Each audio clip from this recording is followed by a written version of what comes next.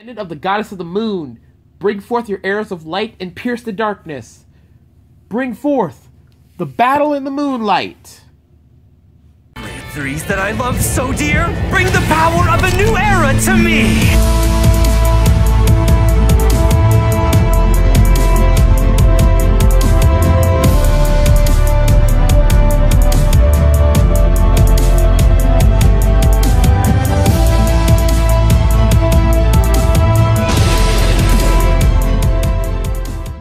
What's up, you guys? It's Lucas Rhea here for Team Cardfighters United with another deck profile for you all. This one here is, of course, probably the cheapest deck build you will ever see in your entire existence. It's called the Artemis Ride Chain. Literally every part of it is less than $1. I promise. I very well promise. I took it to Team League with me to try... No, well, not Team League. The tournament with me to try to sell it. The vendors physically only wanted $3 for it. I'm going to just let that meld in. $3 for this deck. Made me kind of depressed, but I thought, hey, maybe you guys like to play the deck, because it gets pretty interesting. Alright, let's get this started. Alright, of course, for your starter, you're going to have Aiming for the Stars Artemis. Her ability when you ride onto the Grade 1 Artemis, which is Bowstring of Heaven and Earth Artemis, you get to look for the top 7 cards of your deck for either the Grade 2, being Twilight Hunter Artemis, or the Grade 3, which is Battle Deity of the Night Artemis. And you get to add it to your hand.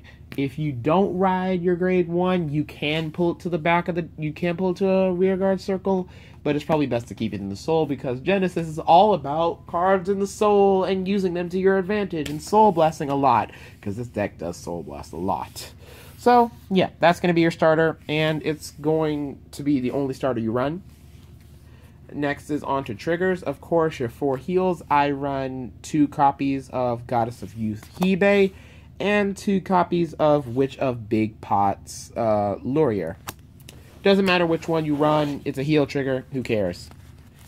I don't believe that Genesis has a returning heal trigger. If they did, it would be expensive. Alright, in this deck, I run 4 stands, which is, of course, the Genesis staple for stand trigger, Dreaming Dragon. When he's on the rear guard, he gets a G-Break 1 ability. That is, at the end of your turn, send him back to the top of the deck, take every card in your drop zone, return it to the deck, shuffle, and if there were 10 or more cards sent back to the deck, you get to draw 1 card. His skill really helps a lot of things, because with Genesis, it's very easy to deck out very quickly, and it's very not bueno when you're sitting here like with 3 cards left in your deck on a stride. You either don't attack with that stride, or you just end your turn at that point, because it's over for you. It's very much over. Alright, in this deck, I run 8 critical, because of the big powers that you can kind of get. I run 4 Cyber Tiger and 4 Bumping Buffalo. You don't have to run 8 crit. You can run 8 stand, 4 crit, or 6 crit, 6 stand. Either way, it's probably best to run a bunch of crits, because they really help the deck in getting through your point, because people are going to laugh at this deck. People are going to criticize this deck because it's Artemis. Nobody runs the Artemis Ride Chain anymore. I like it, honestly, because I can do some very shenanigans with my Grade 3s, which I'm going to show you momentarily. Anyway, your Grade 1s, I put in 3 copies of Witch of Frogs Melissa. Her skill when she is soul blasted, which means when she's sent from the soul to the drop zone, you can counterblast 1 and call her to a rearguard circle. So, giving you another attack once you activate another soul, when you activate a soul blast ability, or when you soul blast in general. Then, of course, you have Witch of Oranges, Valencia. Valencia's skill, I run 3 copies of it. Valencia's skill is you soul blast it and you soul charge 2 more cards, which is kind of big in Genesis, because you need the soul in order to activate to activate all your big Soul Blast abilities. Excuse me. And then, of course, you have your 4 perfect guards. I personally run Light Elemental Sunny just because it's cheap and because this is a budget deck. Just because it's cheap. So, yeah, Light Elemental Sunny, really big help. Just a regular perfect guard. You can put in the Genesis perfect guard if you want. Be my guest. I personally just run Sunny. He has the perfect guard ability. He has the Sentinel ability. And he has another ability that says, you choose a card from your hand and you discard it. When this unit is... No, my bad. When a unit is placed from your hand to the G... for G assist, is when he's removed from your hand from G assist, both you and your opponent get to draw 1 card. So, awesome card to have just in case of an emergency. Pretty okay. And now the main grade 1 of the deck, of course, is Bowstring of Heaven and Earth, Artemis. Her ability, of course, she gets plus 1,000 power if you have the grade 1 in the soul, which is pretty cool. And then if you ride, and the grade 2 that you rode to is not Twilight Hunter Artemis, you have to check the top 7 for Twilight Hunter Artemis and superior ride her. But you also get to keep the other grade 2 that you rode in the soul, which is pretty cool. So, really cool card to have. It's the grade 1 in the ride chain. I know they don't look any similar, which I think is very strange, but the artwork is okay. Her hair's purple, so I'm okay with it. Now on to grade 2s. I run 2 copies of Mythic Snake Jormungand. Jormungand's ability is every time a unit is put from the soul to the drop zone, she gets plus 2,000 power. Plus 1,000, I'm sorry. Plus 1,000 power, which means if you use Artemis's skill, she gets an additional 3,000 power. So it helps a lot when trying to get your big turns off, because this deck is honestly quite weak. It is very helpful to have some very huge hitters come at people that will strike fear into their hearts and make them remember the name Artemis when they next time they fight somebody. Alright, next is 2 copies of... Oh, by the way, I only run 2 copies of it because it is a G-Break ability to do that. My bad. Anyway, 2 copies of Witch of Grapes Grappa. Grappa's skill is the exact same as Valencia. When she Soul Blasts, you Soul Charge 2. You're gonna want to do a lot of Soul Charging and Soul Blasting in Genesis. Alright, next is a awesome grade 2 in the deck. I run 3 copies of Witch of Ravens Chamomile. Chamomile's skill is the exact same as Melissa. Her skill, Counterblast 1 when she's sent from the soul to the drop zone. You get the superior call her to a rearguard circle. It's pretty cool, extra attack in that column. And, of course, your main grade 2, which you're going to want to run 4 of. Twilight Hunter Artemis. Her skill is, of course, she gets 1,000 power if you have the grade 1 in the soul. She gets 1,000 power if you have the grade 1 in the soul. And then, if she hits, you soul charge 2 cards. And then, if you have the grade 1 and the grade 0 in the soul, you soul charge 2 more. So, that's awesome. That's a 4 soul charge if you have both of those in the soul, which 9 times out of 10, you will have in the soul. Alright, now on to the grade 3s. The grade 3s... You're going to ask a bunch of questions, and you're going to be like, why does he have this in here? Because it's so old, but who cares? This is budget, and I can do what I please. Alright, right now I run 1 copy of Oracle Queen Himiko. Oracle Queen Himiko is one of the Genesis break rides. I believe Genesis has 3 or 4 of them, I forget. So many. But yes, of course... Her skill, it's no counterblast, so your Vanguard gains plus 10,000 power, as well as your rear guards getting 2 rear guards get plus 5,000 power, and then your Vanguard gains an on attack Soul Blast 3 cards, and you get to draw 1 card. And then if she is just on the Vanguard by herself, when she attacks, you give her 1,000 power and a soul charge. And then, of course, she's got the Lord ability, which means she cannot be used in Extreme Fight decks, only in Genesis decks. Alright, next is another Break Ride, Wisdom Keeper Metis. Her ability is another Break Ride ability. You Counterblast 1, give the Vanguard 10,000 power, and you Soul Charge 3, which really fuels the soul pretty well. She's a soul fueler. She is a soul blaster, so I think it kind of balances out. Of course, she has the same ability. Whenever she attacks, give her 1,000 power, and you Soul Charge 1. And of course, she's also got the Lord ability, only in Genesis decks. So almost dropped you guys. No Extreme Fight decks for her.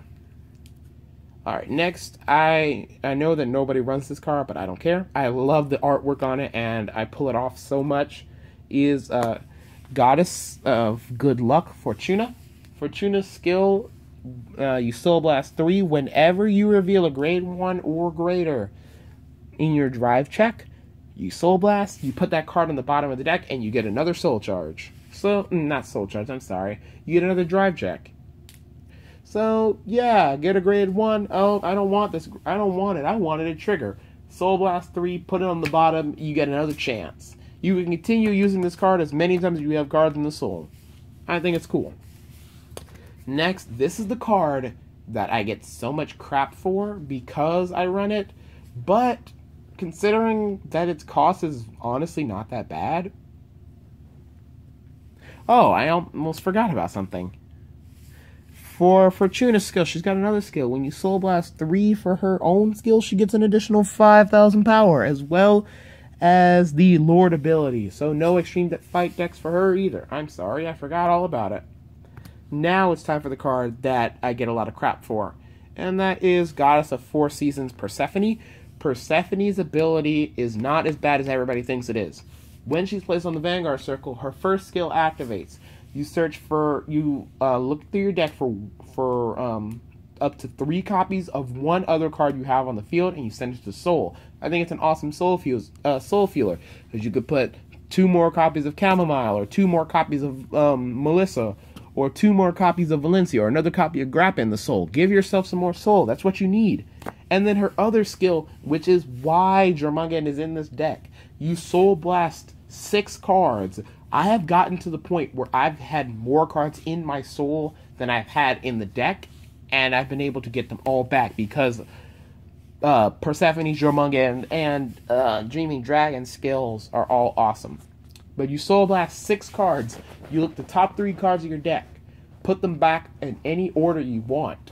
But keep in mind that you have to Soul Charge, that you get to draw one first, and then you Soul Charge another. The last one stays on top of the deck. So you're setting up your drive check, as well as a card in your soul. I think it's pretty cool. I built a whole deck on it on CFA. I'm deciding on whether or not I want to actually buy the card.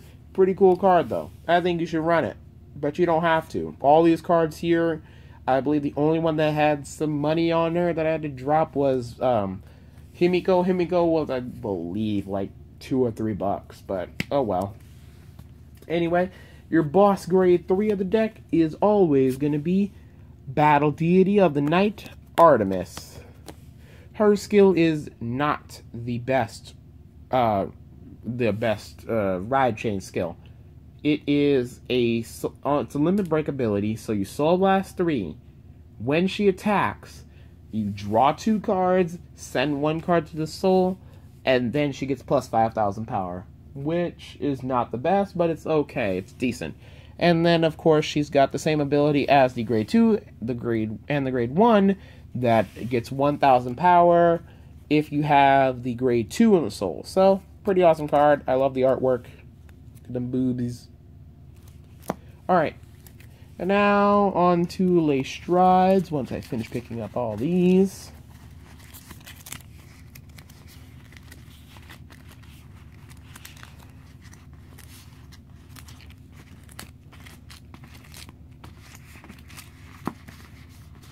Alrighty then. On to the Strides. you're gonna want to run 2 copies of Beast Slayer Military Deity Tier.